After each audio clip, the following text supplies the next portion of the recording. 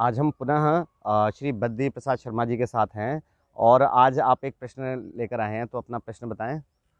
व्रत क्या होता है, कब मनाया जाता है, व्रत का इतिहास और महत्व पर प्रकाश डालिए। अवश्य, धन्यवाद। आरंभ करता हूं विषय को। व्रत शब्द जो है वो संस्कृत की व्री धातु से बना है और व्री धातु का से अर्थ है, अभिप्राय है वर्ण करना। अब किस चीज़ का वर्ण करते हैं व्रत में? तो हम किसी धार्मिक कृत्य, किसी संकल्प का, या हम किसी आचरण का वर्ण करते हैं।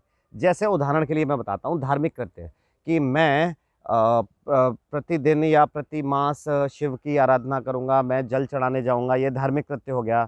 संकल्प कि मैं आज से ऐसे कार्य करूँगा। और आचरण, जैसे कि कोई व्यक्ति अगर ये आचरण लेता है कि मैं अब से मिथ्या भाषण नहीं करूँगा, झूठ नहीं बोलूँगा, तो ये सभी व्रत हैं। देखिए, व्रत करे क्यों जाते हैं? अब व्रत करने का कारण क्या है? व्रत करने से जीवन नियमबद्ध होता है। जीवन में जो अव्यवस्था है उसको शुद्ध किया जाता है, उसको सही किया जाता है। इच्छाएं, देखिए हमारे मन का में इच्छाएं बहुत प्रकार की होती हैं, परंतु सभी इच्छाएं सही नहीं होती। इसलिए इच्छाएं संयमित होती हैं और इच्छाएं नियंत्रित भी होती हैं। इच्छाओं का दमन होता है। इच्छाओं को हम जो मतलब सही इच्छा है उन्हीं को करें और बाकी को हम रोकते हैं। जैसे हमारा सामान्य जन आज समाज में देखते हैं, खाने की विभिन्न प्रकार की चीज़ हैं, मोमोज आदि सब लोग खाते हैं, परंतु इन चीज़ों को नहीं खाना चाहिए, ये भी सब जानते हैं, परंतु खाए जा रहे हैं। तो ये बात यहाँ समझने की कि अगर आप अपने आप को नियंत्रित करना सीख लेते हैं व्रत के द्वारा, तो आप शायद इन चीज़ों से भी अपने आप को नियंत्रित कर पाएंगे। देखिए, व्रत को अन्य शब्दों में अगर मैं कहूँ तो एक दृढ़ संकल्प को भी व्रत कहते हैं। अब आपने व्रत शब्द से एक नाम सुना होगा, देवव्रत। महाभारत में जो देवव्रत थे वह गंगा पुत्र रहे, शांतनु के पुत्र और महाराजा शांतनु के, और उनका नाम भीष्म पड़ा। और उनका नाम भीष्म क्यों पड़ा? क्योंकि उन्होंने जो व्रत किया था, एक दृढ़ संकल्प किया था कि मैं पूर्ण जीवन अविवाहित रहूंगा और इस राज्य के लिए समर्पित रहूंगा। इस तरीके का व्रत उन्होंने कहा, तो उनकी जो प्रतिज्ञा थी, उनका जो व्रत था वो भीष्म था। भीष्म माने बहुत विशालकाय, इतना बड़ा व्रत करने वाला व्यक्ति ही भीष्म कहलाएगा। तो यह व्रत से अर्थ है। और अब हम और क्यों करते हैं व्रत? व्रत करने का दूसरा कारण है कि किसी देवता के निमित्त, यदि हमें उनकी कृपा चाहिए किसी देवता की, या हमें किसी देवता को प्रसन्न करना है, उसके लिए भी हम व्रत करते हैं। अब देखिए, अब जब बात व्रत किया जाती है तो एक सामान्य सोच है कि आजकल आपने देखा होगा मॉडर्न आधुनिक परिवेश में लोग प्रायः बोलते हैं कि मुझे ध्यान लगाना है, मेडिटेशन करना है। एक सामान्य विचार है जो सभी लोगों में आजकल आता है कि मेडिटेशन ज़रूर करना है, और मैं तो मेडिटेशन सीखना चाहता हूँ, करना चाहता हूँ। सब लोगों के पास यही प्रश्न होता है कि मेडिटेशन कैसे करें। तो मैं आपको बता दूँ, मेडिटेशन के लिए पहली सीढ़ी ही व्रत है। अब आपको मेडिटेशन कैसे जानना है, उसका भी मैं मार्ग आपको बताने की कोशिश करता हूँ। मेडिटेशन यानी ध्यान के लिए हमें योग को जानना होगा। योग का मतलब कसरत करना ही नहीं है। पतंजलि ऋषि ने ईसा से 200 वर्ष पूर्व पतंजलि का अष्टांग योग सूत्र लिखा था। उस अष्टांग योग सूत्र में उन्होंने दो तरीके की साधनाएं बताई हैं, बहिरंग साधना और अंतरंग साधना। तो जो उसमें बहिरंग साधना है, उसका प्रवेश द्वार व्रत से खुलता है। अब बहिरंग साधना क्या है? बहिरंग साधना का प्रथम अंग है यम। यम का अर्थ है अहिंसा, सत्य वचन, अस्तेय, अपरिग्रह। अब अहिंसा तो आप समझते हैं, और सत्य वचन भी जानते हैं, सत्य। और अस्तेय क्या होता है? अस्तेय माने किसी की चीज ना लेना या चुराना नहीं, ये अस्तेय है।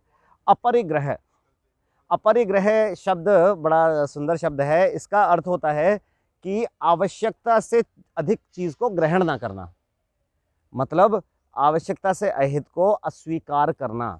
देखिए, आजकल एक समस्या लोगों में होती है कि उन्हें कुछ मिल रहा है तो वो चाहते हैं कि सब ले लें, सब उठा लें, सब ले जाएं। अगर कोई व्यक्ति एक कंबल बांट रहा है तो हम 5-5 कंबल ले आए, भर भर के ले आए। तो अपरिग्रह का ये मतलब ये विरोध है, ये अपरिग्रह नहीं है। आपको आवश्यकता से अधिक चीज़ों का वर्ण नहीं करना चाहिए। दूसरा बहिरंग साधना में दूसरा भाग है नियम। नियम क्या है? नियम है शौच। शौच माने शुद्धता का भाव, शुद्ध रहना। संतोष, जितना मिल गया जो है उसी में संतोष कर लेना। तप, तप करना, अपने आप को तपाना। और स्वाध्याय, है ना। और इसके बाद अगला भाग है ईश्वर के लिए के निमित्त ध्यान लगाना, पूजा करना। तीसरा है आसन। अब देखिए, योग का जो मैंने बहिरंग साधना में तीसरा भाग बता रहा हूँ, आसन वो क्या है? एक सुखप्रद आसन में बैठ जाना, ऐसा आसन जिसमें आप आराम फील करते हैं, अच्छा अनुभव करते हैं। उसके बाद है प्राणायाम। अब प्राणायाम आपने योग में सीखा होगा। आजकल योग बहुत चलन में है, जिसे लोग योगा बोलते हैं। मुझे समझ में नहीं आता वो योगा क्यों बोलते हैं। योग है, और योग क्या होता है? योग है सांस को अंदर लेना और छोड़ने की वह प्रक्रिया जिससे आपके प्राण स्थिर होते हैं या मन स्थिर होता है। इस प्रक्रिया को हम प्राणायाम कहते हैं। और प्राणायाम से अगला भाग है, पांचवा भाग, वो है प्रत्याहार। प्रत्याहार प्राणायाम के बाद होता है, यानी आपने पहले सांसों को नियंत्रित करना सीखा, आपने आ, आ, आ, आपने मन को स्थिर करना सीखा।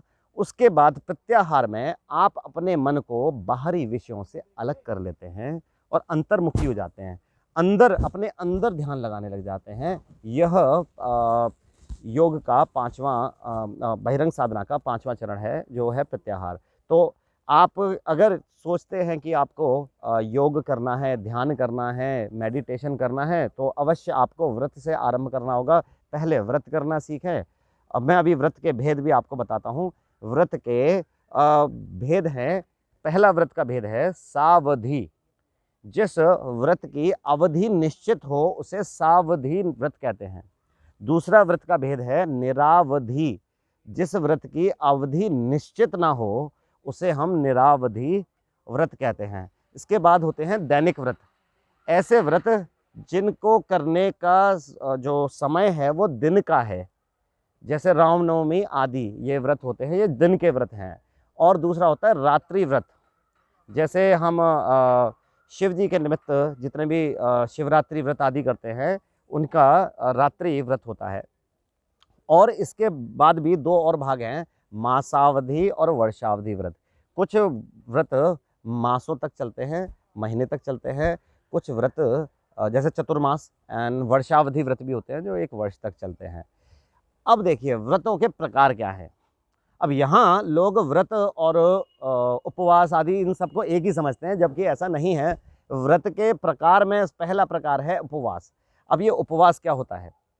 उपवास का अर्थ होता है एक अहोरात्र। अहोरात्र क्या होता है? एक सुबह से, सुबह प्रातः सूर्योदय हुआ और अगले सूर्योदय तक के समय को हमारे यहाँ अहोरात्र कहते हैं।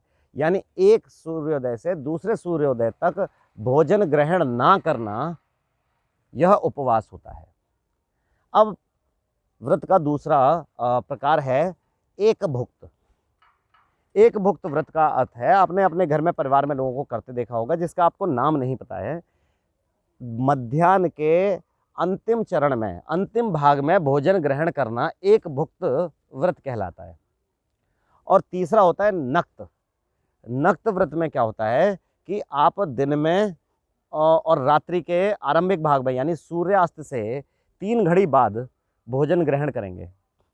सूर्यास्त के तुरंत बाद नहीं। मैंने देखा है कई कई जो पुराने लोग हैं, आज सूर्यास्त के आधा घंटे बाद ही खाना चाहते हैं, तो 1 घड़ी जो होती है वह 24 मिनट की होती है। तो आपको 3 घड़ी तक का इंतज़ार करना चाहिए, तब खाना चाहिए। ये नक्त व्रत होता है। और इसके बाद अगला चौथा प्रकार है व्रत का, वो है अयाचित।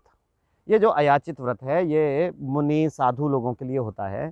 इनका अर्थ होता है कि व्रत तब तक करना, तब तक भोजन ग्रहण ना करना जब तक किसी ने दिया ना हो। अयाचित होता है, इसमें मांग नहीं सकते आप किसी से। बिना मांगे मिले हुए भोजन को ग्रहण करना ही अयाचित व्रत कहलाता है। आशा है मैंने व्रत के विषय में जानकारी आपको पूर्ण दे दी है। आगे कुछ वीडियोज़ में हम कुछ और भी व्रत के बारे में एक श्रृंखला बनाएंगे। करीबन 3-4 वीडियो हम आगे भी व्रत के ऊपर डालने वाले हैं।